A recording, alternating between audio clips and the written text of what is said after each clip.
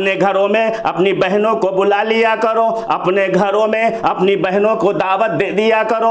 और यही नहीं बल्कि जो बाप की जो जायदाद है, बाप की जो जायदाद है, बाप का जो वर्षा है, उसमें अपनी बहनों को भी शामिल कर लिया करो। और जब तुम्हारी बहनें तुम्हारे घरों में आया करें तो ऐ भाइयों सुनो, कान खोलकर अपनी बहनों की इज्जत किया करो, अपने बहनों के साथ हुस्न सुलूक के साथ पेश आओ, अपनी बहनों का हिस्सा मत मारो, अपनी बहनों का हक न मारो। क्योंकि हुजूर पाक अलैहिस्सलातु वस्सलाम ने इरशाद फरमाया, जहन्नम के 8 दरवाजे उस शख्स के लिए खोल दिए जाते हैं, जन्नत के 8 दरवाजे उसके लिए बंद कर दिए जाते हैं, जो अपनी बहनों के हक को मार लेते हैं, जो अपनी बहनों के हक को मार लेते हैं।